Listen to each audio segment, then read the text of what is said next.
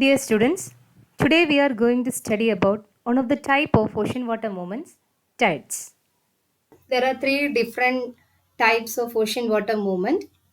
As you know, they are tides, waves and ocean currents. ഇതിൽ tides അല്ല നമ്മൾ waves പഠിച്ചു കഴിഞ്ഞതാണ്. So today we are going to study about tides and its various aspects. Let me ask one question. What objects will have the gravitational attraction to the earth? What objects will have the gravitational attraction to the earth? ഇതിന് നമുക്ക് മനസ്സിലാക്കാം ഭൂമി അല്ലാതെ ഈ ഇമേജിൽ കാണുന്ന രണ്ട് ചിത്രങ്ങൾ സൂര്യൻ്റെതും ചന്ദ്രൻ്റെതുമാണ്, sun and moon. So we can say that sun and moon are the two different celestial bodies which have more gravitational attraction to the earth. അല്ലേ? സണ്ണും മൂണും ആണ് കൂടുതൽ ഗ്രാവിറ്റേഷണൽ അട്രാക്ഷൻ ഭൂമിയിലേക്ക് ചെലുത്തുന്നത്. So which one has a greater gravitational pull on the earth's tides, whether it is sun or moon? ഈ രണ്ടെണ്ണത്തിലും വെച്ച് കൂടുതൽ gravitation, നിങ്ങൾ gravitational പുള്ളിനെ കുറിച്ചൊക്കെ പഠിച്ചിട്ടുള്ളതാണ് ചെറിയ ക്ലാസ്സുകളിൽ. അപ്പോൾ എന്താണ് ഗ്രാവിറ്റേഷണൽ പുള്ളെന്ന് അറിയാൻ കുറച്ച് കഴിഞ്ഞിട്ട് നമ്മൾ 2-3 സ്ലൈഡ് കഴിഞ്ഞിട്ട് അത് പഠിക്കും. എങ്കിലും ഇതിൽ നിന്ന് എന്ത് മനസ്സിലാവും? സൂര്യന് വലിപ്പം കൂടുതലാണ്, പക്ഷെ ഭൂമിക്ക് ചന്ദ്രൻ എന്താണ് വലിപ്പം കുറവാണ്. ഇനി അകലം വെച്ച് നോക്കുമ്പോൾ ഏതാണ് അകലത്തിൽ? ഭൂമിയിൽ നിന്നും കൂടുതൽ അകലത്തിലിരിക്കുന്നത് സണ്ണാണ്, മൂണെന്ന് പറയുന്നത് കുറച്ചുകൂടെ അടുത്താണ്. അപ്പോൾ ഏതിനായിരിക്കും കൂടുതൽ ഈ എർത്തിന്റെ ഗ്രാവിറ്റേഷണൽ ടൈഡ്സിന്റെ കേസ് എടുക്കുമ്പോൾ കൂടുതൽ ഗ്രാവിറ്റേഷണൽ പുള്ളു വരുന്നത് ഏതിനാണ്? ഇതിനായിരിക്കും, മൂണിനായിരിക്കും അല്ലേ? Moon. Why does the moon have a greater gravitational pull on the earth's tides? എന്തുകൊണ്ടായിരിക്കാം? നിങ്ങൾക്ക് അറിയാവുന്ന പോലെ തന്നെ because moon is closer to the earth than the sun.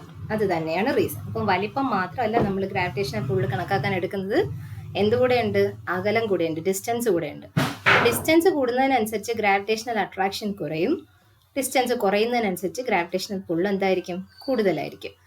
അപ്പോൾ ഇവിടെ മൂണെന്ന് പറയുന്നത് സണ്ണിനേക്കാളും കുറച്ചുകൂടെ ക്ലോസർ ആണ് എർത്തിനോട്, കുറച്ചുകൂടെ അല്ല വളരെയധികം ക്ലോസർ ആണ്. അതുകൊണ്ട് തന്നെ the gravitational attraction of moon is higher than the sun on the earth's tides. Okay, then നമുക്ക് കാര്യത്തിലേക്ക് കടക്കാം. എന്താണ് ടൈഡ്സ് എന്ന് പറയാം. Tides. Tides refer to the regular rise and fall of seawater due to the gravitational attraction exerted upon the earth by the sun and the moon. നമ്മൾ കഴിഞ്ഞ ദിവസം പറഞ്ഞ പോലെ തന്നെ ടൈഡ്സിന്റെ ഡെഫിനിഷൻ പറഞ്ഞിട്ടുണ്ടായിരുന്നു. It is different than waves. Waves നമ്മൾ പറഞ്ഞതിനേക്കാളും ഒരു different സാധനമാണ് ടൈഡ്സ് എന്ന് പറയുന്നത്. ഈ വേവ്സ് എന്ന് പറയുന്നത് ഇറ്റ് ഈസ് നോട്ട് റെഗുലർ അല്ല, അത് വന്നും പോയി നമുക്ക് ഇറ്റ് ഈസ് നോട്ട് പ്രഡിക്റ്റബിൾ എന്ന് വേണമെങ്കിൽ പറയാം. But tides are predictable and it is a regular phenomena. Tides എന്ന് പറയുന്നത് എന്താണ്? Regular and periodic phenomena. It's a rise and fall of seawater due to the gravitational attraction exerted upon the earth by the sun and the moon.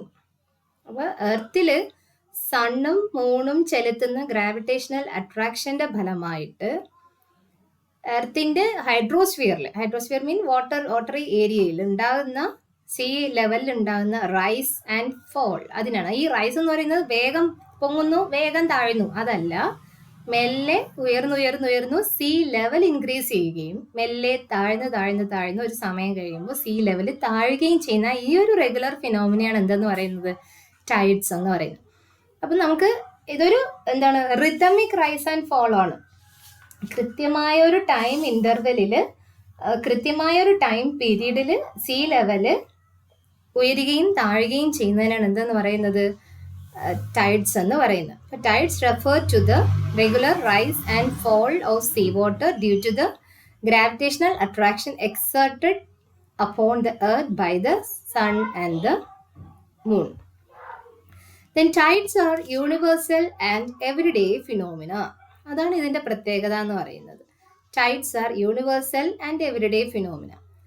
ഒരു ദിവസം എല്ലാ ദിവസവും കൃത്യമായി ഓരോരോ സ്ഥലങ്ങളിൽ എർത്തിന്റെ ഇപ്പം നമ്മൾ ഈ പഠിച്ചുകൊണ്ടിരിക്കുന്ന സമയത്തും ഭൂമിയുടെ ഏതൊക്കെയോ ഭാഗങ്ങളിൽ ഹൈ ടൈഡും മറ്റേതൊക്കെയോ ഭാഗങ്ങളിൽ ലോ ടൈഡും ഉണ്ടായിക്കൊണ്ടേയിരിക്കുന്നു.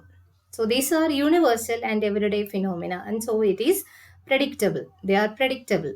Tides are predictable. ഇതിൻ്റെ ഈ ഒരു സവിശേഷത കൊണ്ട് തന്നെയാണ് ടൈഡ്സിനെ കുറേ അധികം ഇടങ്ങളിൽ നമ്മൾ എന്തിനു വേണ്ടിയിട്ട് എക്കണോമിക്കലി ഉപയോഗപ്പെടുത്തുന്നത്. എന്തൊക്കെ എക്കണോമിക് യൂസ് ആണ് ടൈഡ്സിനുള്ളത്? നമ്മളത് ഇതിനകത്ത് മെൻഷൻ ചെയ്യുന്നില്ല, എങ്കിലും പറഞ്ഞു പോകാം. നിങ്ങൾ കേട്ടിട്ടുണ്ടാവും ടൈഡൽ പോർട്ടെന്നും ടൈഡൽ കറണ്ട് എന്നൊക്കെ നിങ്ങൾ കേട്ടിട്ടുണ്ടാവും അല്ലേ? ടൈഡ് നമ്മൾ non conventional sources of energy പഠിക്കുന്ന സമയത്ത് നിങ്ങൾ കേട്ടിട്ടുണ്ടാവും tides are one of the types of non conventional sources of energy. അതായത് ടൈഡിന്റെ വരവ് കൃത്യമായി അറിയാവുന്നത് കൊണ്ട് തന്നെ ഏത് സമയം വരും, ഏത് സമയത്ത് പോകും എന്നൊക്കെ കൃത്യമായി പ്രെഡിക്റ്റ് ചെയ്യാൻ പറ്റുന്നത് കൊണ്ട് തന്നെ നമുക്ക് അവിടെ ഇലക്ട്രിസിറ്റി ജനറേഷൻ നമുക്ക് അവിടെ കൺസ്ട്രക്ട് ചെയ്യണോ വേണ്ടയോ, അതിന്റെ ടൈഡൽ കറണ്ടിന്റെ ഒരു ഡിഫറൻസ് എങ്ങനെയാണ്, ഹൈറ്റ് എങ്ങനെയാണ് വരുന്നത് എന്നുള്ള കൃത്യമായി പ്രെഡിക്റ്റ് ചെയ്യാൻ പറ്റുന്നത് കൊണ്ട് tidal generation possible, tidal electricity generation possible ആണ്. ദെൻ അതുപോലെ തന്നെ ടൈഡൽ പോർട്ട് എന്ന് കേട്ടിട്ടുണ്ടാവും. Kandla is a best example for a tidal port in India അല്ലേ? കാൺല എവിടെയാണ്? ഗുജറാത്തിലാണ്. ഇന്ത്യയിലെ ഒരേ ഒരു ടൈഡൽ പോർട്ടാണ് കാൺല എന്ന് പറയുന്നത്. അപ്പോൾ ഈ ഇതിന്റെ പ്രത്യേകത എന്താണ്? ടൈഡ് വരുന്ന സമയത്ത് എന്ത് ചെയ്യാം? ഷിപ്പിനെ അകത്തേക്ക് എത്തിക്കാം. ടൈഡ് ഇറങ്ങുന്ന സമയത്ത് ഷിപ്പ് പുറത്തേക്ക് ഇറങ്ങും. അതാണ് ടൈഡൽ പോർട്ട് എന്ന് പറയുന്നത്. അപ്പോൾ tides are universal and everyday phenomena. അപ്പോൾ because of its predictable nature, we can use its potentialities for economical purposes. Okay, ഇതാണ് ടൈഡ്സ്. ദെൻ നമ്മൾ കൃത്യമായി നമ്മൾ അടുത്ത ഒരു ഡീറ്റെയിൽ ആയിട്ട് ക്ലാസ് പഠിക്കുന്നതിന് മുമ്പ് ഇതിൻ്റെ ടെക്നിക്കൽ ടേംസ് പഠിക്കേണ്ടത് അത്യാവശ്യമാണ്. നമ്മൾ ബേസ് പറഞ്ഞ സമയത്തും കുറച്ച് ടെക്നിക്കൽ ടേംസ് ഒക്കെ പറഞ്ഞിട്ടുണ്ടായിരുന്നു. നമ്മൾ പിന്നീട് പഠിക്കുമ്പോൾ ഈ ടെക്നിക്കൽ ടേംസ് വെച്ചാണ് പറയുന്നത്. അപ്പോൾ ഓരോന്നും പിന്നെയും ഡിസ്ക്രൈബ് ചെയ്യത്തില്ല. അപ്പോൾ ടെക്നിക്കൽ ടേംസ് പഠിക്കേണ്ടത് അത്യാവശ്യമാണ്. ഈ ഒരു സിംഗിൾ ഇമേജിൽ നിന്ന് നിങ്ങൾക്ക് എത്ര ടേംസ് നിങ്ങൾക്ക് ഇവിടെ കാണാൻ പറ്റും?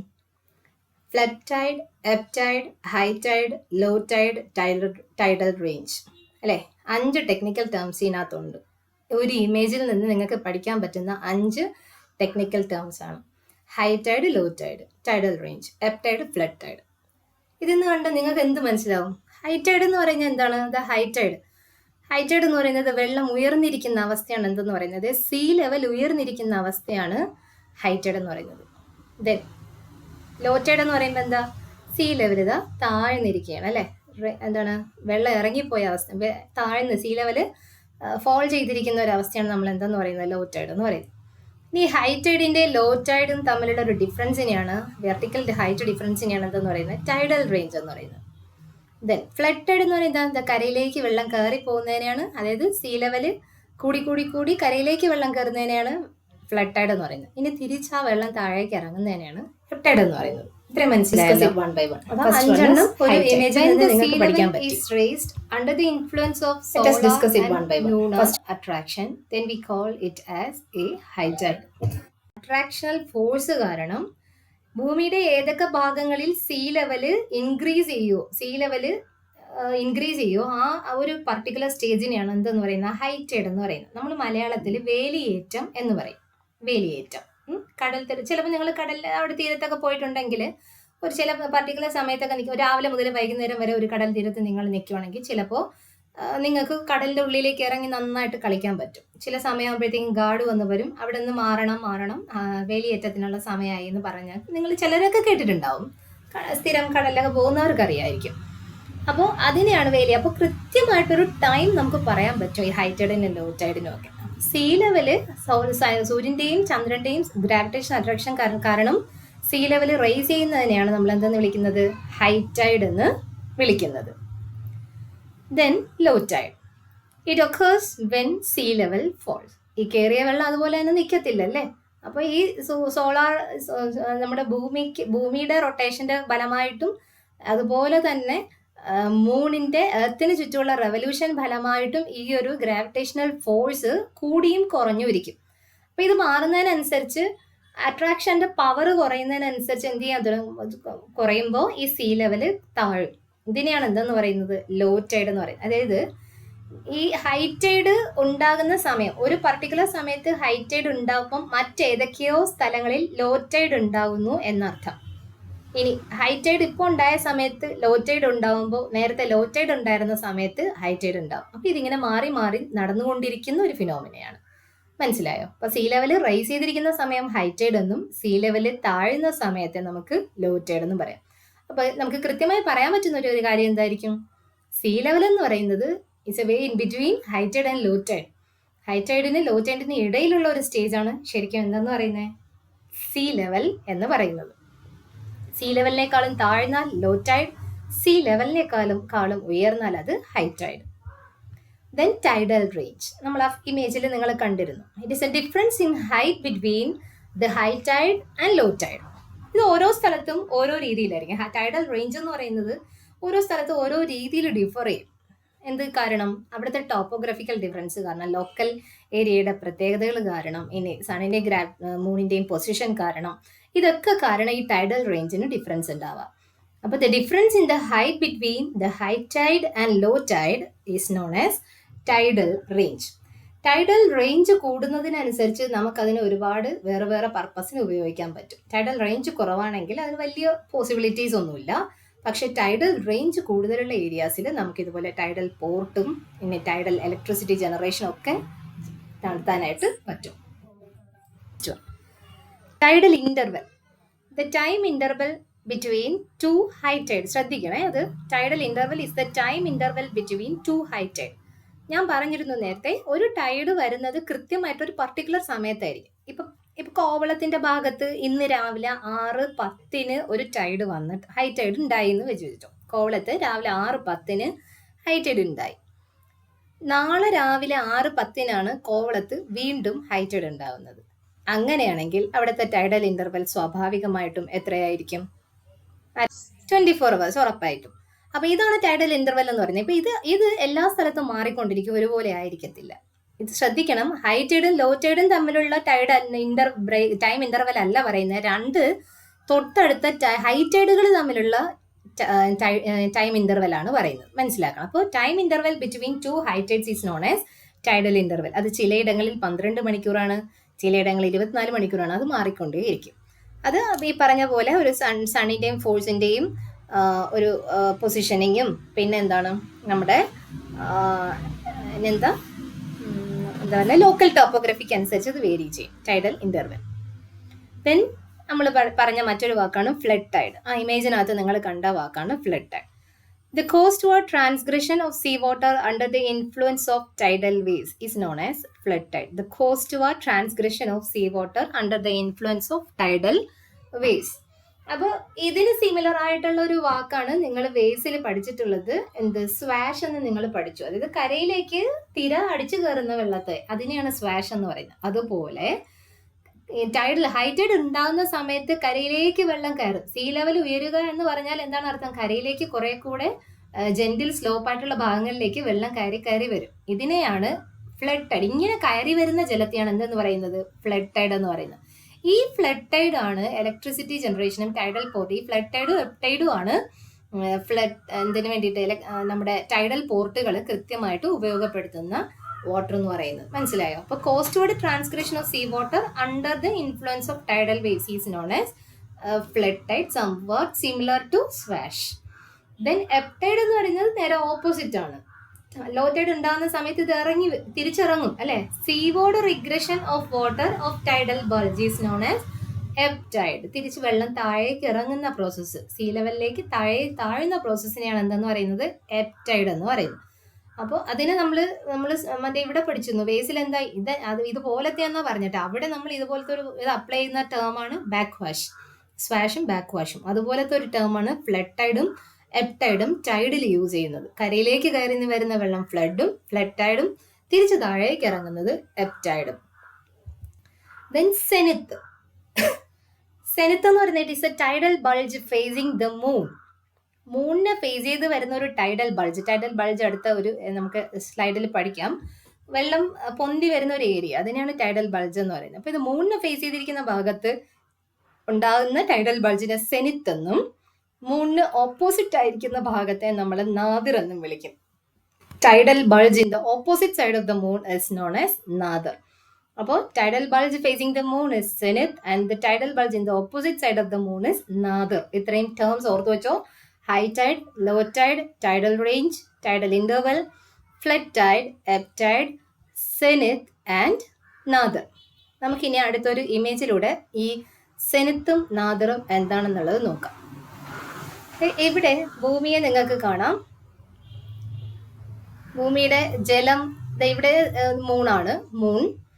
ഇവിടെ 2 ടൈഡൽ ബൾജാണ് ഫോം ചെയ്തിരിക്കുന്നത്. 2 ടൈഡൽ ബൾജ് ഫോം ചെയ്തിട്ടുണ്ട്. One is the tidal bulge due to the gravitational, മൂണിന്റെ ഗ്രാവിറ്റേഷണൽ പുള്ള് കാരണം മൂണിന്റെ ഭാഗത്തേക്ക്, മൂൺ ഫേസ് ചെയ്ത ഭാഗത്തേക്ക് ഒരു ടൈഡൽ ബൾജ് ഉണ്ടാവും. ഈ ടൈഡൽ ബൾജിനെ നമ്മൾ വിളിച്ച പേരാണ് എന്താ വിളിച്ചു നമ്മള്? സെനിത്ത് എന്ന് വിളിച്ചു. സെനിത്ത്. ഈ ഭാഗമായിട്ടുള്ളതാണ് നമ്മൾ എന്തെന്ന് പറയുന്നത്? സെനിത്ത് എന്ന് പറയുന്നത്. Then the opposite side of the moon, ഈ ഭാഗത്ത് ഉണ്ടാകുന്ന ടൈഡൽ ബൾജ് മൂണിന്റെ ഗ്രാവിറ്റേഷണൽ പുൾ കാരണം അല്ല ഉണ്ടാകുന്നത്, മറിച്ച് എന്ത് കാരണമാണ്? It is due to inertia of the centrifugal force. Centrifugal force കാരണമാണ് ഈ ഭാഗത്ത് എന്തുണ്ടാകുന്ന ഒരു ടൈഡൽ ബൾജ്. അപ്പോൾ ഒരേ സമയം എർത്തിന്റെ 2 ഭാഗങ്ങളിൽ എന്തുണ്ടാവും? ഹൈറ്റൈഡ് ഉണ്ടാവുന്ന അർത്ഥം. മനസ്സിലായോ? ഒരു പർട്ടിക്കുലർ സമയത്ത് മൂണിനെ ഫേസ് ചെയ്തിരിക്കുന്ന ഭാഗത്തും ഒരു ഹൈറ്റൈഡ് ഉണ്ടാവും. അതിന്റെ കൗണ്ടർ ഫോഴ്സ് ആണ് സെൻട്രിഫ്യൂഗൽ ഫോഴ്സ് എന്ന് പറയുന്നത്. ഈ സെൻട്രിഫ്യൂഗൽ ഫോഴ്സും അങ്ങോട്ട് വലിക്കും അല്ലെ. ഈ വലിവിന്റെ കാരണവും മറ്റൊരു ഭാഗത്തും അതിന്റെ നേരെ ഓപ്പോസിറ്റ് ഭാഗത്തും ഹൈറ്റൈഡ് ഉണ്ടാവും. ഈ വരുന്ന ടൈഡൽ ബൾജിനെയാണ് എന്തെന്ന് വിളിക്കുന്നത്? നാദിർ എന്ന് വിളിക്കുന്നത്. അപ്പൊ tidal bulge due to the gravity, അതായത് മൂണിനെ ഫേസ് ചെയ്തിരിക്കുന്ന ഭാഗത്ത് ഉണ്ടാകുന്നതിനെ നാദിർ, സെനിത്ത് എന്നും ഓപ്പോസിറ്റ് സൈഡിനെ നമ്മൾ നാദിർ എന്നും വിളിക്കും. ദെൻ ടൈഡ് ജനറേറ്റിംഗ് ഫോഴ്സസ് ഒരു ഇമ്പോർട്ടൻ്റ് ഏരിയയാണ്. എങ്ങനെയാണ് ടൈഡ് ഉണ്ടാകുന്നത്? വെറുതെ അങ്ങ് ഉണ്ടാവില്ലല്ലോ. ടൈഡ് ജനറേറ്റിംഗ് ഫോഴ്സസ് എന്തൊക്കെയാണെന്ന് പറയാം. Tides are mainly caused due to the 2 main factors, such as one is the gravitational force of the moon and the another one centrifugal force associated with the rotation of the earth and the moon. എന്താണ് Newton's law of gravitation? ഈ gravitational force ആണ് എന്തിന് കാരണമാകുന്നതെന്ന് പറഞ്ഞു നമ്മൾ? ടൈഡിന് കാരണമാകുന്നതെന്ന് പറഞ്ഞു. അപ്പൊ എന്താണെന്ന് just ഒന്ന് പറഞ്ഞു. Every particle attracts every other particle in the universe with a force that is directly proportional to the product of their masses and inversely proportional to the square of the distance between their centers. അപ്പൊ 2 കാര്യങ്ങളാണ് ഇവിടെ എന്ത് വരുന്നത്? ഇവിടെ പ്രധാനമായിട്ടും കണക്കിലെടുക്കേണ്ട 2 കാര്യങ്ങളുണ്ട്. ഒന്ന് എന്താണ്? Mass, 2 distance. 2 കാര്യങ്ങളാണ് ഗ്രാവിറ്റേഷണൽ ഫോഴ്സിനെ സ്വാധീനിക്കുന്ന 2 ഘടകങ്ങൾ. അപ്പൊ directly proportional to the product of their masses, അതായത് വലിപ്പം കൂടുന്നതിനനുസരിച്ച് എന്ത് കൂടും? ഗ്രാവിറ്റേഷണൽ അട്രാക്ഷൻ കൂടും. അതേസമയം inversely proportional to the distance എന്നാണ് പറയുന്നത്. തിരിച്ച് അകലം കൂടുന്നതിനനുസരിച്ച്, ഡിസ്റ്റൻസ് കൂടുന്നതിനനുസരിച്ച് എന്ത് കുറയും? ഗ്രാവിറ്റേഷണൽ പുള്ള് കുറയും. 2 കാര്യങ്ങളുണ്ട്. മാസ് കൂടുന്നതിനനുസരിച്ച് ഗ്രാവിറ്റേഷണൽ ഫോഴ്സ് കൂടും, ഡിസ്റ്റൻസ് കൂടുന്നതിനനുസരിച്ച് ഗ്രാവിറ്റേഷണൽ ഫോഴ്സ് കുറയും. അതുകൊണ്ടാണ് നമ്മൾ സണ്ണും മൂണിന്റെയും കേസിൽ ഭൂമിയിൽ ഏറ്റവും കൂടുതൽ ഗ്രാവിറ്റേഷണൽ അട്രാക്ഷൻ ആർക്കാണെന്ന് നമ്മൾ ചോദിച്ചപ്പോൾ നമ്മൾ പറഞ്ഞിരുന്നു. ആർക്കാണെന്ന് പറഞ്ഞു? മൂണിനാണെന്ന് പറഞ്ഞു. കാരണം എന്താണ്? സണ്ണിന് മാസ് കൂടുതലാണെങ്കിലും സണ്ണിന് ഡിസ്റ്റൻസ് ഒത്തിരി കൂടുതലാണ്, കുറച്ചധികം കൂടുതലാണ്. പക്ഷേ moon is closer to the earth. അതുകൊണ്ട് രണ്ടുപേരുടെയും ഗ്രാവിറ്റേഷണൽ അട്രാക്ഷൻ ഭൂമിക്കുണ്ട്. അതുകൊണ്ടാണ് ഭൂമി സണ്ണിന്റെ ഗ്രാവിറ്റേഷണൽ അട്രാക്ഷൻ കൃത്യമായി ഉള്ളത് കൊണ്ട്, ഒരു സെൻട്രിപ്യൂട്ടൽ ഫോഴ്സ് ഉള്ളത് കൊണ്ടാണ് ഭൂമി കൃത്യമായി സണ്ണിന് ചുറ്റും ഒരേ കൃത്യമായ പാത്തിൽ ചുറ്റിക്കൊണ്ടിരിക്കുന്നത്. ഈ ടൈഡ് ഉണ്ടാകാനുള്ള ഫോഴ്സ് കൂടുതൽ കൊടുക്കുന്നത് മൂണാണ് ആണെന്ന് മാത്രമാണ് നമ്മളിവിടെ ഉദ്ദേശിച്ചത്. ഓക്കെ, ഇനി ഗ്രാവിറ്റിയും സെൻട്രിപ്യൂട്ടൽ ഫോഴ്സും. Gravity is a force of attraction between all matter in the universe, causing the apples to fall down from the trees and the moon to orbit the earth. നമ്മൾ പറഞ്ഞല്ലോ, എല്ലാ വസ്തുക്കൾക്കും ഉണ്ട്. യൂണിവേഴ്സിലെ എല്ലാ വസ്തുക്കൾക്കും ഈ ഒരു ഗ്രാവിറ്റേഷണൽ അട്രാക്ഷൻ ഉണ്ട്. ഈ ഒരു ഗ്രാവിറ്റേഷണൽ അട്രാക്ഷൻ എർത്തിനുള്ളത് കൊണ്ടാണ് നമ്മളെല്ലാവരും കൃത്യമായി അതാത് സ്ഥാനങ്ങളിൽ ഇരിക്കുന്നത്. ഇല്ലെങ്കിൽ നമ്മളെല്ലാവരും കൂടെ മറിഞ്ഞു വീണേനെ. മനസ്സിലായോ? അപ്പൊ ഗ്രാവിറ്റേഷൻ അതുകൊണ്ടാണ് ആപ്പിളിലൊക്കെ താഴോട്ട് തന്നെ പതിക്കുന്നത്, മുകളിലോട്ട് പതിക്കുന്നത്. ആരാ കണ്ടുപിടിച്ച? Isaac Newton. ഐസക് ന്യൂട്ടന്റെ തിയറിയാണ് നമ്മൾ നേരത്തെ പറഞ്ഞ സെന്റൻസ് എന്ന് പറയുന്നത്. അപ്പോൾ ഗ്രാവിറ്റേഷണൽ അട്രാക്ഷൻ കാരണമാണ് ആപ്പിളും ബാക്കിയെല്ലാം താഴോട്ട് പതിക്കുന്നതും, അതുപോലെ തന്നെ മൂണിനും ബാക്കി സെലസ്റ്റിയൽ ഓർബിറ്റിനും ഒക്കെ കൃത്യമായി അതിന്റെ തന്നെ പാതയിൽ സെന്ററിനെ ചുറ്റാൻ പറ്റുന്നത്. Okay, then gravity produces another force called centripetal force. എല്ലാ റൊട്ടേറ്റിംഗ് ബോഡിയിലും ഉണ്ടാകുന്ന ഒരു ഫോഴ്സ് ആണ് എന്തെന്ന് പറയുന്നത്. 2 ഫോഴ്സ് ഉണ്ടാവും, centripetal force and centrifugal force. Centripetal force എന്ന് പറയുന്നത് it is a centre seeking force ആണ്, ഉള്ളിലേക്ക് കൊടുക്കുന്നതാണ്. ഇപ്പൊ ഇവിടെ നിങ്ങൾക്ക് ആ ഇമേജിൽ കാണാൻ പറ്റുന്ന എന്താണ്? ഇത് എർത്താണ്, ഇത് മൂണാണ്. അപ്പോൾ എർത്തിന്റെ ഗ്രാവിറ്റേഷണൽ പുള്ള് കാരണം ഇതിങ്ങനെ ഇതിനെ തന്നെ ഇങ്ങനെ ചുറ്റിക്കൊണ്ടിരിക്കുകയാണ്. അപ്പൊ ഇതിനുണ്ടാകുന്ന ഒരു സെൻട്രിപീറ്റൽ ഫോഴ്സ് ഉണ്ട്. ഈ ഒരു ബോഡിക്ക്, മൂണെന്ന ബോഡിക്ക് ഉണ്ടാകുന്ന രണ്ട് ഫോഴ്സ്, ഒന്ന് സെൻട്രിപീറ്റൽ ഫോഴ്സും ഒന്ന് സെൻട്രിഫ്യൂഗൽ ഫോഴ്സും. ഈ സെൻട്രിപീറ്റൽ ഫോഴ്സ് കാരണമാണ് ഇതിന്റെ കൃത്യമായ അതിന്റെ പാത്ത് സത്യത്തിൽ ഇങ്ങനെയാണ് പോവേണ്ടിയുള്ളത്. പക്ഷേ ഇവിടെ നിന്ന് ഇതിന്റെ ഒരു അട്രാക്ഷൻ കാരണമാണ് ഇത് ഇതിന് ചുറ്റും ഇങ്ങനെ കൃത്യമായിട്ട് ചുറ്റിക്കൊണ്ടിരിക്കുന്നത്. മനസ്സിലായോ? It is a force that acts on a body moving in a circular path is directed towards its center around which the body is moving. അതിന്റെ പാത തെറ്റാതെ കൃത്യമായി അതിന്റെ സർക്കുലർ പാത്തിലൂടെ സഞ്ചരിക്കാൻ കൊടുക്കുന്ന ഒരു ഫോഴ്സ് ആണ് സെൻട്രിപീറ്റൽ ഫോഴ്സ് എന്ന് പറയുന്നത്. ഇവിടെ നിങ്ങൾക്ക് കൃത്യമായിട്ട് കാണാൻ പറ്റും, എർത്തിനെ കാണാം. The pull off moon and earth on each other, ഇവിടെ കാണാം അല്ലെ. ഇവിടുന്ന് ഭൂമി ചന്ദ്രനെ ഇങ്ങോട്ട് വലിക്കുന്നുണ്ട് എൻ്റെ ഗ്രാവിറ്റേഷണൽ പുള്ള് കാരണം. അതുപോലെ മൂണും അങ്ങോട്ടൊരു ബലം കൊടുക്കുന്നുണ്ട്. എന്താണത്? Centripetal force. അപ്പൊ ഈ രണ്ട് ബലം ഇങ്ങനെ കൗണ്ടർ ബാലൻസ് ചെയ്ത് നിൽക്കുന്നതുകൊണ്ടാണ് ഒരെണ്ണം ഇപ്പൊ ഏതെങ്കിലും ഒന്ന് മറ്റതിനേക്കാൾ കൂടുതലായിരുന്നെങ്കിൽ ഒന്നുകിൽ തെറിച്ചു പോവും, ഇല്ലെങ്കിൽ ഭൂമിയിലേക്ക് വന്ന് ഇടിക്കും. ഇത് രണ്ടും ഒരേ രീതിയിൽ ഒന്ന് കൗണ്ടർ ബാലൻസ് ചെയ്യുന്നത് കൊണ്ടാണ് ഒരു അകലം കൃത്യമായി പാലിച്ച് കൃത്യമായ പാതയിലൂടെ ചുറ്റിക്കൊണ്ടിരിക്കുന്നത്. ഇനി ഈ ഒരു pull off gravity that changes the path the moon, ഇത് പാത്ത് മാറിപ്പോവാതെ ഈ ഒരു പുള്ളാണ് ഇതിനെ പാത്തിൽ തന്നെ നിർത്തി വരുന്നത്. മനസ്സിലായോ? പിന്നെ ഇതാണ് നമ്മൾ പറഞ്ഞ ഒരു രണ്ട് ഫോഴ്സ്. നമ്മൾ ഒരു എക്സാമ്പിൾ കൊടുത്തതേ ഉള്ളൂ. സെൻട്രിപീറ്റൽ ഫോഴ്സും സെൻട്രിഫ്യൂഗൽ ഫോഴ്സും ഒരു സെന്ററിനെ റൊട്ടേറ്റ് ചെയ്ത് വരിക്കുന്ന ബോഡിക്ക് ഉണ്ടാകുന്ന രണ്ട് ഫോഴ്സ്. ഒന്ന് ഔട്ട്വേർഡ് സീക്കിംഗ് ഫോഴ്സും ദെൻ സെന്റർ സീക്കിംഗ് ഫോഴ്സും. ഔട്ട്വേർഡ് സീക്കിംഗ് ഫോഴ്സിന് അതുകൊണ്ടാണ് ഈ ഒരു എന്തെങ്കിലും സംഭവിച്ചു കഴിഞ്ഞാൽ തെറിച്ചു പോകുന്നത്. ഇവിടെ നിന്നൊരു ബ്രേക്ക് സംഭവിച്ചു കഴിഞ്ഞാൽ തെറിച്ചു പോകുന്നതിന്റെ കാര്യം ഇതാണ്. അപ്പൊ ഈ സെൻട്രിഫ്യൂഗൽ ഫോഴ്സ് കാരണം പുറത്തേക്ക് പോകാനുള്ള ടെൻഡൻസിയും സെൻട്രിപീറ്റൽ ഫോഴ്സ് കാരണം അകത്തേക്ക് വരാം. ഇത് ബാലൻസ് ചെയ്ത് നിൽക്കുന്നതുകൊണ്ടാണ് എന്ത് ചെയ്യാൻ പറ്റുന്നത്? ഒരു സെന്ററിൽ കൃത്യമായി ചുറ്റാൻ പറ്റുന്നത്. ഓക്കെ, നമുക്കിവിടെ ടൈഡ് ജനറേറ്റ് ചെയ്യാൻ സെൻട്രിപീറ്റൽ ഫോഴ്സ് അല്ല കാരണം, സെൻട്രിഫ്യൂഗൽ ഫോഴ്സ് ആണ് കാരണമാകുന്നത്. The apparent force that is felt by an object moving in a curved path that acts outwardly away from the center of rotation. ഇത് ഞാൻ പറഞ്ഞില്ലേ, ആ സെന്റർ ഓഫ് റൊട്ടേഷൻ്റെ ആ പാത്തിൽ നിന്നും പുറത്തേക്ക് സീക്ക് ചെയ്യുന്ന ഒരു ഫോഴ്സ് ആണ് centrifugal force. It causes the earth's fluid hydrosphere to bulge out on the side opposite to the moon. ഇതാണ് നമുക്ക് ശരിക്കും പ്രധാനമായിട്ടുള്ള ഒരു ഫോഴ്സ് എന്ന് പറയുന്നത്, സെൻട്രിഫ്യൂഗൽ ഫോഴ്സ്. എർത്തിന് ഇതേ ഒരു ഫോഴ്സ് ഉണ്ട്.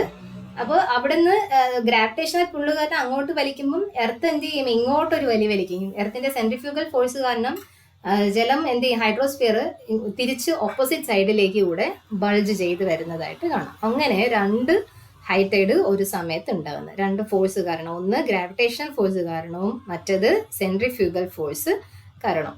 ഇവിടെ ഒരു ഇമേജ് നിങ്ങൾക്ക് കാണാൻ പറ്റും, കണ്ടോ? എർത്തിന്റെ ഇത് മൂണാണ്. മൂണിന്റെ ഭാഗത്തേക്ക് ഇരിക്കുന്ന ഭാഗത്ത് ഒരു ടൈഡൽ ബൾജ് ഉണ്ടാകും. Gravitational pull from the moon, the opposite side ഒരു ബൾജ് ഉണ്ടാകുന്നു, tidal bulge, because of the centrifugal force. Okay, ഇതാണ് ടൈഡൽ ബൾജസ്. രണ്ട് ടൈഡൽ ബൾജ് ഉണ്ടാകുന്ന പോലെയല്ലേ? 2 tidal bulges are occurring, one facing the moon and one is on the opposite side of the moon. എന്താണ് tidal bulge? Tidal bulges created on the Earth's water surface by the gravitational force of the moon are called lunar tidal bulges. അപ്പോൾ എർത്തിന്റെ water സർഫസിൽ മൂണിന്റെ gravitational force കാരണം ഉണ്ടാകുന്ന tidal ബൾജസിനെ വിളിക്കുന്ന പേരാണ് lunar tidal bulges. The tidal bulges created on the Earth's water surface by the gravitational force of the moon are called lunar tidal bulges. The oceans bulge in 2 places. One is the side facing the moon, the other side facing away from the moon. ഈ രണ്ട് സ്ഥലത്തും ഒരു ടൈമിൽ ocean water bulge ഉണ്ടാകുന്നുണ്ട്. Okay, each of these bulges causes a high tide. അപ്പോൾ ഈ രണ്ട് സ്ഥലത്തും ഉണ്ടാകുന്ന ഈ ഒരു ബൾജിനെയാണ് നമ്മൾ എന്തെന്ന് വിളിക്കുന്നത്? ഹൈ ടൈഡ് എന്ന് വിളിക്കുന്നത്. അപ്പോൾ ജലം ഇവിടെ രണ്ട് ഭാഗങ്ങളിലേക്ക് ഉയർന്നു വരുമ്പോൾ സ്വാഭാവികമായിട്ടും മറ്റ് രണ്ട് ഭാഗങ്ങളിൽ നിന്നുള്ള ജലം വലിയും അല്ലേ, താഴേക്ക് വരും. അല്ലാതെ ജലം പുതിയ ജലമൊന്നും അല്ലല്ലോ, ഉള്ള ജലം തന്നെയല്ലേ. ഇവിടെ ഈ മൊത്തത്തില് ഒരു കോൺസ്റ്റന്റ് ആയിട്ട് കടന്ന ജലത്തിൽ ഈ ഭാഗത്തുള്ള ജലം കൂടെ ഇങ്ങോട്ട് ഈ ഭാഗത്തുള്ള ജലം ഇങ്ങോട്ടും കയറിപ്പോയത് കൊണ്ടാണ് ഈ ഭാഗത്ത് കൂടുതൽ ജലം, അതായത് ബൾജ് വരുന്ന ഭാഗത്ത് കൂടുതൽ ഉണ്ടാകുന്നത്. അപ്പൊ സ്വാഭാവികമായിട്ടും രണ്ട് സ്ഥലങ്ങളിൽ ജലനിരപ്പ് ഉയരുമ്പോൾ രണ്ട് സ്ഥലങ്ങളിൽ ജലനിരപ്പ് താഴ്ന്നിട്ടുണ്ടാകും. ആ രണ്ട് ഭാഗങ്ങളാണ്, അതിന്റെ രണ്ടോ ഭാഗങ്ങളിലാണ് എന്തെന്ന് നമ്മൾ വിളിക്കുന്ന ലോ ടൈഡ് എന്ന് പറയുന്നത്. മനസ്സിലായോ? അപ്പൊ രണ്ട് സ്ഥലത്ത് ജലം ഉയരുമ്പോൾ മറ്റേതോ ഭാഗങ്ങളിൽ നിന്ന് ജലം വലിയുന്നുണ്ടെന്നാണ് അർത്ഥം. ഈ ജലം വലിഞ്ഞ ഭാഗങ്ങളിൽ, ജലത്തിന്റെ സീ ലെവലിന്റെ ഫോൾ ഉണ്ടായ ഭാഗങ്ങളെ നമ്മൾ വിളിക്കുന്നതാണ് ലോ ടൈഡ് എന്ന് വിളിക്കുന്നത്. At the same time low tides occur between two bulges. അപ്പോൾ അതിനെയാണ് രണ്ട് ആ ബൾജസിനെ നമ്മൾ ഹൈ ടൈഡ് എന്നും ആ എന്താണ് സീ ലെവല് താഴ്ന്നു പോയ ഭാഗങ്ങളെ നമ്മൾ ലോ ടൈഡ് എന്നും വിളിക്കും. മനസ്സിലായോ? അപ്പം 4 ടൈഡാണ് ഒരു സമയത്ത് ഒരു സ്ഥലത്തല്ല, എർത്തിൽ ഒരു സമയത്ത് 4 ടൈഡ് ഉണ്ടാവും. രണ്ടിടത്ത് ഹൈ ടൈഡും രണ്ടിടത്ത് ലോ ടൈഡും. മനസ്സിലായി കാണും. Then the difference between the level of ocean water at high tide and low tide is tidal range. നമ്മൾ നേരത്തെ പറഞ്ഞ കാര്യമാണ്. Then tidal range ന്റെ ചെറിയൊരു ഡെഫിനിഷനും അതിൻ്റെ ഒരു ക്ലാസിഫിക്കേഷനുമാണ്. The vertical difference between high tide water and low tide water is called tidal wave height or tidal range. നമ്മൾ നേരത്തെ പറഞ്ഞു. Which generally varies between less than 2 meters to more than 4 meters. അപ്പോൾ ഈ ഒരു ടൈഡൽ റേഞ്ച് എന്ന് പറയുന്നത് 2 മീറ്ററിൽ താഴെ മുതൽ 4 മീറ്ററിന് മുകളിൽ വരെ ഉണ്ടാകാറുണ്ട്. അപ്പൊ ഈ ഒരു ഡിഫറൻസിനെ വെച്ച്, ഈ ഒരു ടൈഡൽ റേഞ്ചിനെ വെച്ച് we can classify it into on the basis of height. Tidal range is divided into 3 categories: micro tidal range, meso tidal range and macro tidal range. Micro tidal range എന്ന് പറയുന്നത് ഇതിന്റെ ഹൈറ്റ്, ടൈഡൽ റേഞ്ച് ഹൈ ടൈഡും low ടൈഡും തമ്മിലുള്ള difference 2 മീറ്ററിനേക്കാളും താഴ്ന്നിട്ടാണെങ്കിൽ അതിനെ നമ്മൾ micro tidal range എന്ന് വിളിക്കും. ദെൻ അത് 2നും 4നും ഇടയ്ക്കാണ് ആ പ്രദേശത്ത് സ്ഥിരം ഒരു tidal range, high tide low tide തമ്മിലുള്ള ഡിഫറൻസ് 2 മീറ്ററിനും 4 മീറ്ററിനും ഇടയിലാണെങ്കിൽ അതിനെ മെസോ ടൈഡൽ റേഞ്ച് എന്നും, then if it is more than 4 meters then we call it as macro tidal range.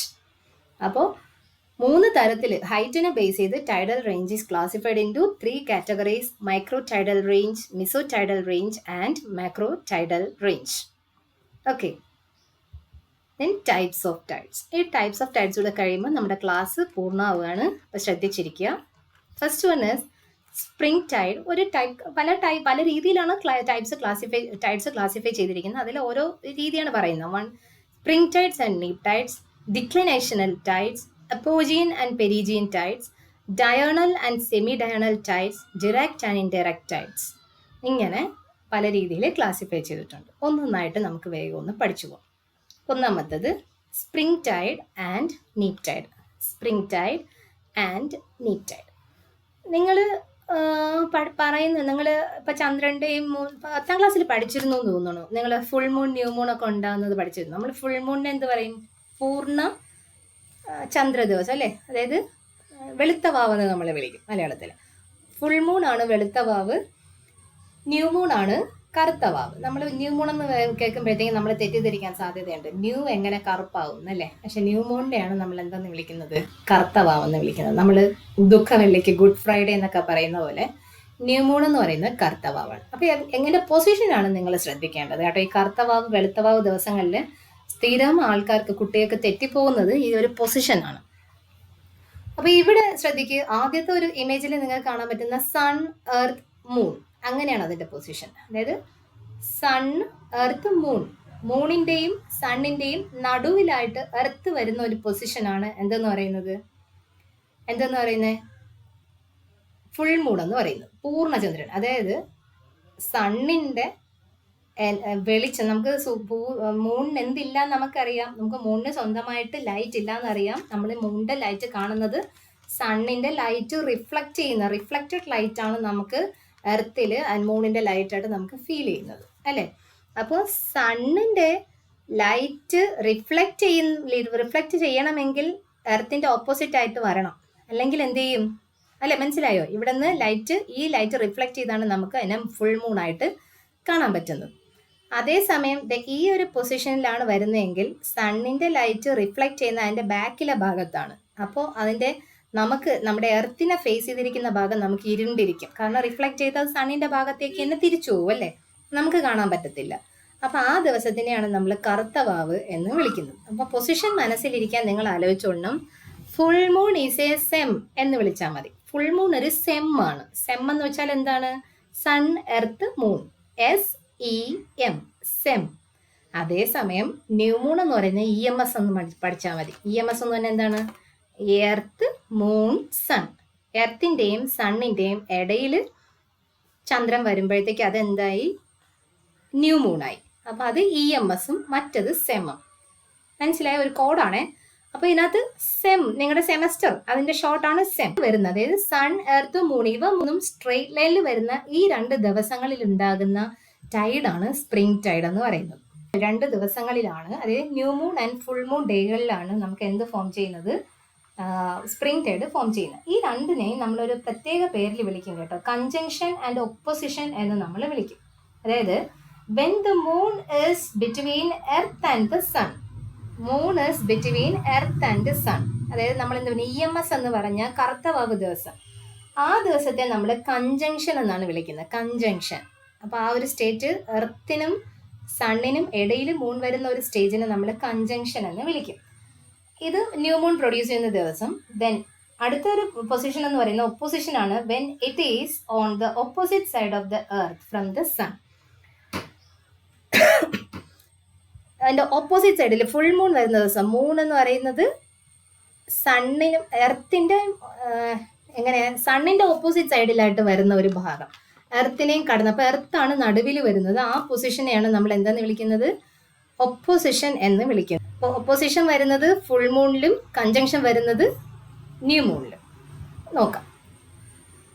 When the sun and moon are either in conjunction or opposition, the tide generating forces of the sun and moon are added together.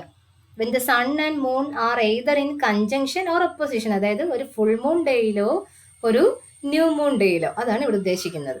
ഈ 2 ദിവസവും Tide generating force, അതായത് എല്ലാം straight ആയിട്ട് വരുവാണ്. അപ്പൊ സണ്ണിന്റെയും മൂണിന്റെയും force ഒരുപോലെ നമ്മുടെ എർത്തിലേക്ക് വരും. അപ്പൊ ഈ ഫോഴ്സ് കാരണം പവർ കൂടുതലായിരിക്കും.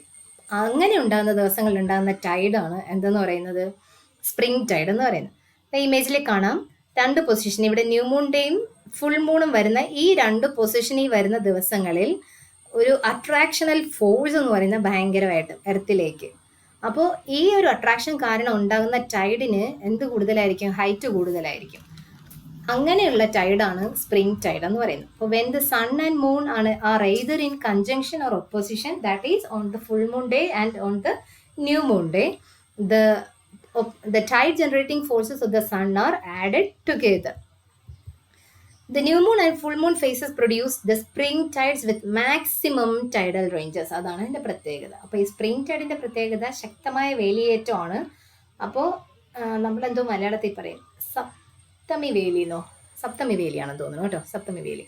അപ്പോൾ ഈ ഒരു, അതോ വാവ് വേലിയാണോ? സപ്തമി വേലി.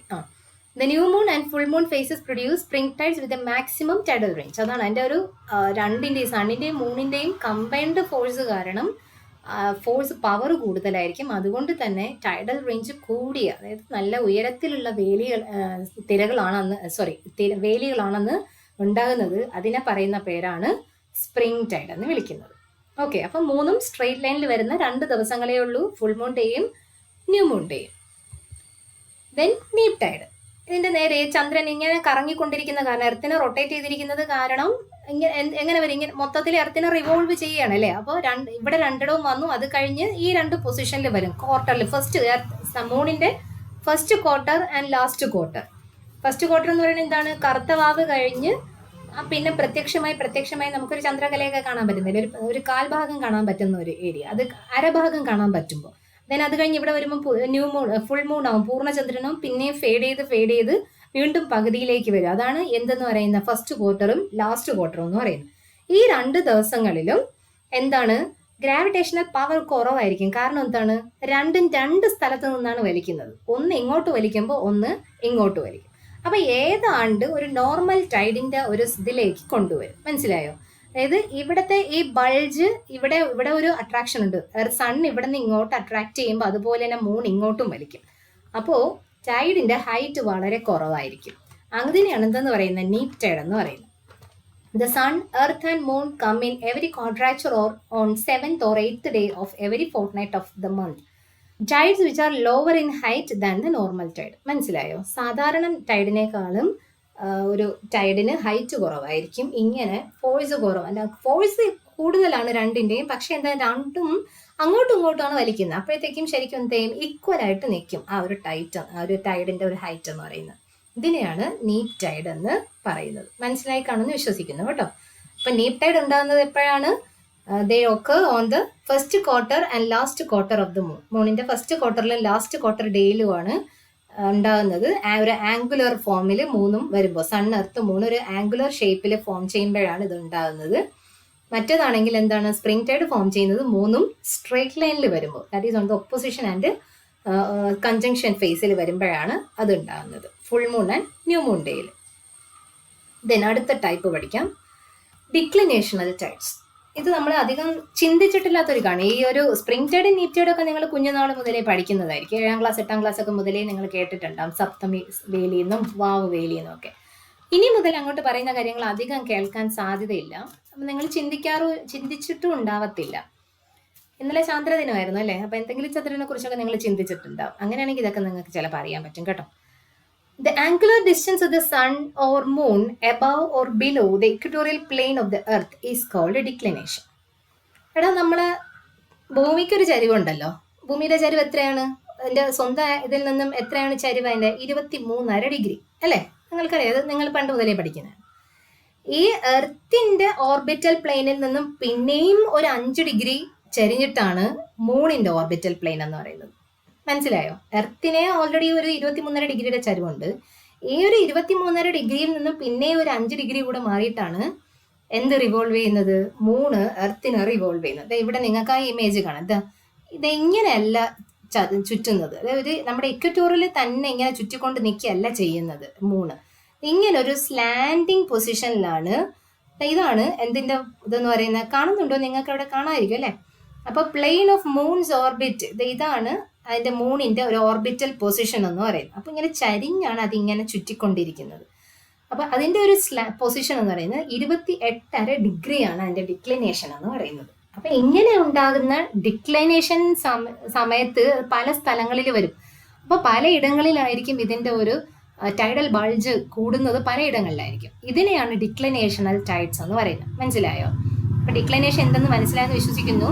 എർത്തിന്റെ ഓർബിറ്റൽ പ്ലെയിനിൽ നിന്നും വീണ്ടും ഒരു 5.5 ഡിഗ്രി കൂടി മാറിയിട്ടാണ് മൂണിന്റെ ഓർബിറ്റൽ പ്ലെയിൻ എന്ന് പറയുന്നത്. അപ്പൊ ടോട്ടലായിട്ട് എർത്തിന്റെ പ്ലെയിൻ ഓഫ് ദ എർത്ത് ഇക്വേറ്ററിൽ നിന്നാണ് നമ്മൾ നോക്കുന്നതെങ്കിൽ 28.5 ഡിഗ്രിയാണ് മൂണിന്റെ ഡിക്ലിനേഷൻ എന്ന് പറയുന്നത്. അപ്പോൾ ഇങ്ങനെ ഉണ്ടാകുന്ന ടൈഡ്സിനെയാണ് ഡിക്ലിനേഷണൽ ടൈഡ്സ് എന്ന് പറയുന്നത്. ഇവിടെ 2 ടൈപ്പ് ഡിക്ലിനേഷണൽ ടൈഡ്സ് ആണ് കൊടുത്തിരിക്കുന്നത്, tropical tides and equatorial. The tides of abnormal heights produced at the Tropic of Cancer and Tropic of Capricorn are called tropical tides. Tropic of ക്യാൻസറിന്റെയും ട്രോപ്പിക് ഓഫ് കാപ്രിക്കോണിന്റെയും ഭാഗത്ത് വരുന്ന അബ്നോർമൽ ഹൈറ്റ്, ആ ഭാഗത്ത് അങ്ങനെ സ്ഥിരം വരുന്നില്ല. അപ്പോൾ ഒരു അബ്നോർമൽ ആയിട്ടൊരു ഹൈറ്റ് കൂടിയ വേവ്സ് ഉണ്ടാകും ട്രോപ്പിക്കൽ ഏരിയാസിൽ. അതിനെയാണ് നമ്മൾ ട്രോപ്പിക്കൽ ടൈഡ്സ് എന്ന് വിളിക്കുന്നത്. അതേസമയം ഇക്വേറ്ററിന്റെ ഭാഗത്ത് വരുമ്പോൾ the heights of the high tides and low tides are almost similar. Such tides are known as equatorial tides. ഈ ഡിക്ലിനേഷൻ കാരണം, ഈ ഒരു 28.5 ഡിഗ്രി ഡിക്ലിനേഷൻ കാരണം അത് 2 തവണ അതിന്റെ ഒരു റെവല്യൂഷൻ സമയത്ത് 2 തവണ ട്രോപ്പിക്കൽ ഏരിയാസിലും 2 തവണ ഇക്വേറ്ററിന്റെ അടുത്തൂടെയും കടന്നു പോകും. അത് മനസ്സിലായോ? അപ്പൊ ഈ ട്രോപ്പിക്കൽ ഏരിയാസിൽ വരുന്ന സമയത്തെന്ന് പറയുമ്പോഴത്തേക്കും ഈ ഒരു ടൈഡൽ പുൾ എന്ന് പറഞ്ഞ അതിൻ്റെ ഒരു എന്താണ് അബ്നോർമൽ ഹൈറ്റിലുള്ള ടൈഡ് ആയിരിക്കും ഈ ട്രോപ്പിക്കൽ റീജിയനിൽ സാധാരണഗതിയിലുള്ളതിനേക്കാളും വലിയ ടൈഡ് ട്രോപ്പിക്കൽ ഏരിയാസിൽ പ്രൊഡ്യൂസ് ചെയ്യും. ഇങ്ങനെ ഉണ്ടാകുന്ന ടൈഡുകളെയാണ് ട്രോപ്പിക്കൽ ടൈഡ്സ് എന്ന് വിളിക്കുന്നത്. The tides of abnormal heights produced at the Tropic of Cancer and also at the Tropic of Capricorn. ഇതിനെയാണ് ട്രോപ്പിക്കൽ ടൈഡ്സ് എന്ന് വിളിക്കുന്നത്. അതേസമയം ഇക്വേറ്ററിന്റെ സ്ഥലത്ത് വരുമ്പോഴത്തേക്കും ഈ ഒരു ഹൈ ടൈഡ് ലോ ടൈഡ് തമ്മിൽ വലിയ വ്യത്യാസം ഉണ്ടാകത്തില്ല. അതായത് കുറച്ച് എൻ്റെ റീസൺ പറയുവാണെങ്കിൽ കുറച്ചുകൂടെ അകലത്തിലായിരിക്കും എന്ന് നമുക്ക് വേണമെങ്കിൽ പറയാം. കുറച്ചുകൂടെ മൂൺ അകന്ന് വരുന്നൊരു സമയത്തായിരിക്കും. അതുകൊണ്ട് തന്നെ ഇക്വറ്റോറിയൽ ടൈഡ്സിന്റെ ഹൈറ്റ് കുറവായിരിക്കും. ഹൈ ടൈഡ് ലോ ടൈഡും തമ്മിലുള്ള ഹൈറ്റ് ഡിഫറൻസ് വളരെ കുറവായിരിക്കും. ഇങ്ങനെയുള്ള ഇതിനെയാണ് ഇക്വറ്റോറിയൽ ടൈഡ്സ് എന്ന് വിളിക്കുന്നത്. Then perigean tides and apogean tides. നിങ്ങൾ പെരിഹീലിയൻ അബ്ഹീലിയൻ കേട്ടിട്ടുണ്ടാവും. അതുപോലെ തന്നെയാണ് പെരിജിയൻ ആൻഡ് അപ്പോജിയൻ. പെരിഹീലിയൻ എന്ന് പറയുന്നത് എന്താണ്? സൂര്യനോട് ഭൂമി അടുത്ത് വരുന്ന ദിവസവും അബ്ഹീലിയൻ എന്ന് പറയുന്നത് സൂര്യനിൽ നിന്ന് അകന്നു വരുന്ന ദിവസവും. ഇവിടെ മൂണും എർത്തും തമ്മിലുള്ള ബന്ധമാണ് പറയുന്നത്. അപ്പോൾ എർത്തിന്റെ അടുത്തേക്ക് മൂൺ ക്ലോസർ ആയിട്ട് വരുന്ന ഡേ ആണ് പെരിജി എന്ന് നമ്മൾ വിളിക്കുന്നത്. അതേസമയം മൂണിൽ നിന്ന് എർത്തിൽ നിന്ന് എർത്തിൽ നിന്ന് മൂൺ ഏറ്റവും അകന്നിരിക്കുന്ന ദിവസത്തിനെയാണ് അപ്പോജി എന്ന് വിളിക്കുന്നത്. അപ്പൊ ഈ ഒരു ഡിഫറൻസ് നോക്കിക്കോ. പെരിജി എന്ന് പറയുന്നത് at perigee the moon is closer to the earth and looks slightly larger. നിങ്ങൾ ചിലപ്പോൾ ശ്രദ്ധിച്ചിട്ടുണ്ടാവും, അങ്ങനെ ചില പൂർണ്ണചന്ദ്ര ദിവസങ്ങളിലൊക്കെ ഭയങ്കര വലുതായിട്ട് നിങ്ങൾ കണ്ടിട്ടുണ്ടാവും. നല്ല പ്രകാശത്തോടു കൂടെ ചന്ദ്രൻ നിൽക്കുന്ന ദിവസം ഉണ്ടാവും. ഇനി അപ്പൊ ഇതുവരെ നിങ്ങൾക്ക് അറിയില്ല എന്നുണ്ടെങ്കിൽ ഇനി നിങ്ങൾ ഓർത്തോളണം, അങ്ങനെ നല്ല പ്രകാശത്തോടു കൂടെ വലിയ ചന്ദ്രനെ നിങ്ങൾക്ക് കാണാൻ പറ്റുന്നുണ്ടെങ്കിൽ ആ ഡേ എന്തായിരിക്കും? പെരിജി ആയിരിക്കും. പെരിജി നമ്മൾ ആ ഭൂമിയോട് അടുത്ത് നിൽക്കുന്ന പോലെ നമുക്ക് തോന്നും. പക്ഷെ ചില ദിവസങ്ങളിൽ ഫുൾ മൂൺ ഡേ ആയിരിക്കും, പക്ഷെ നല്ല അകലത്തിൽ ചെറിയ ചന്ദ്രനായിരിക്കും, വളരെ ഒരു ചെറിയ ചന്ദ്രനായിരിക്കും കാണാൻ പറ്റുക. അപ്പം ആ ദിവസം എന്ന് പറയുന്നത് അപ്പോജി ആയിരിക്കും. ഫുൾ മൂൺ ഡേയിലും വളരെ ചെറിയ സൈസിലേ നമുക്ക് കാണാൻ പറ്റിയെന്ന് വരത്തുള്ളൂ. അപ്പോൾ അതാണ് അപ്പോജി. അപ്പോൾ ഭൂമിയോട് ചന്ദ്രൻ അടുത്ത് വരുന്ന ദിവസം പെരിജി, ഭൂമിയിൽ നിന്നും അകന്നിരിക്കുന്ന ദിവസം അപ്പോജി. സ്വാഭാവികമായിട്ടും ടൈഡിന്റെ ഒരു എങ്ങനെയായിരിക്കും? പെരിജി ദിവസത്തിൽ ടൈഡൽ ഹൈറ്റ് കൂടുതലായിരിക്കും, അപ്പോജി ദിവസം കുറവായിരിക്കും അല്ലേ? അപ്പം പെരിജി എന്ന് പറയുന്ന ആ ഡിസ്റ്റൻസ് എന്ന് പറയുന്നത് 3,75,200 കിലോമീറ്റർ. എർത്തും മൂണും തമ്മിലുള്ള ഡിസ്റ്റൻസ് എന്ന് പറയുന്നത് പെരിജിയുടെ എന്നാണെങ്കിൽ 3,75,200 കിലോമീറ്റർ. അതേസമയം അപ്പോജിയുടെ ദിവസമാണെങ്കിൽ 4,05,800 കിലോമീറ്റർ ആണ് അപ്പോജിയുടെ ഒരു ഡിസ്റ്റൻസ്. എർത്തും മൂണും തമ്മിലുള്ള ഡിസ്റ്റൻസ് എന്ന് പറയുന്നത്. നിങ്ങൾ കണ്ടു കാണുമല്ലോ അല്ലേ? ഇവിടെയും നിങ്ങൾക്ക് കാണാൻ പറ്റും. ദെൻ എന്താണ് ഈ ടൈഡ്സ് എന്ന് പറയുന്നത്? പെരിജി is the nearest position of the moon with the earth. Perigee is the nearest position of the moon with the earth. The distance between moon and earth in perigee during perigee is 3,75,200 kilometer. And what is perigean tides? They are the high tides occur due to the powerful tidal force during this position. Moon is closer to the earth. Earthinte അടുത്തേക്ക് moon നിൽക്കുന്ന ദിവസമാണ്. So the gravitational pull is much more larger than the other days. ബാക്കി ദിവസങ്ങളെക്കാളും gravitation പുള്ള് ഭയങ്കര കൂടുതലായിരിക്കും മൂണിന്റെ. അതുകൊണ്ട് തന്നെ ഈ ദിവസങ്ങളിൽ ഉണ്ടാകുന്ന ടൈഡ് എന്ന് പറയുന്നത് ഭയങ്കര ഹൈറ്റ് കൂടിയ ടൈഡ് ആയിരിക്കും, പവർഫുൾ ആയിട്ടുള്ള ടൈഡ് ആയിരിക്കും. അപ്പോൾ perigean tides are the high tides occur due to the powerful tidal force during this position. Then apogee. What is apogee? Apogee is the farthest position of the moon with the earth. It is 4,05,800 kilometer. അപ്പോൾ earth is എന്താണ്? moon is 4,05,800 kilometer far away from the earth എന്നാണ് അതിൻ്റെ അർത്ഥം. മനസ്സിലായോ? അപ്പൊ ഈ ദിവസം വളരെ അകന്ന് നിൽക്കുന്നത് കൊണ്ട് തന്നെ മിനിമം ടൈഡൽ ഫോഴ്സേ ഉണ്ടാവുള്ളൂ. അതുകൊണ്ട് തന്നെ ടൈഡ്സ് എന്ന് പറയുന്നത് എന്തായിരിക്കും? ഹൈറ്റ് കുറഞ്ഞ ടൈഡുകളായിരിക്കും ഉണ്ടാവുക. അപ്പോൾ apogean tides are low tides occur due to the minimal tidal force during the position of the apogee. ഇത് മനസ്സിലാവാൻ പ്രയാസമുണ്ടെന്ന് എനിക്ക് തോന്നുന്നില്ല. മൂൺ അകന്നിരിക്കുന്ന ദിവസം മിനിമം ടൈഡൽ ഫോഴ്സ് ഉണ്ടാവുള്ളൂ. അതുകൊണ്ട് തന്നെ ടൈഡിന്റെ ഹൈറ്റ് കുറവായിരിക്കും, അത് ലോ ടൈഡുകളായിരിക്കും. അതിനെ അപ്പോജിയൻ ടൈഡ്സ് എന്ന് വിളിക്കും. മൂണ് ഭൂമിയോട് ഏറ്റവും അടുത്ത് വരുന്ന ദിവസം പെരിജി ദിവസങ്ങളിൽ powerful tidal force, maximum tidal force ആയിരിക്കും ഉണ്ടാവുക. അതുകൊണ്ട് തന്നെ ആ ദിവസങ്ങളിൽ ഹൈറ്റൈഡുകൾ ഉണ്ടാകും. So they are known as perigean tides. Okay.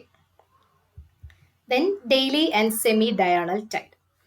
The tides recurring at the interval of 24 hours 52 minutes daily are called daily diurnal tides.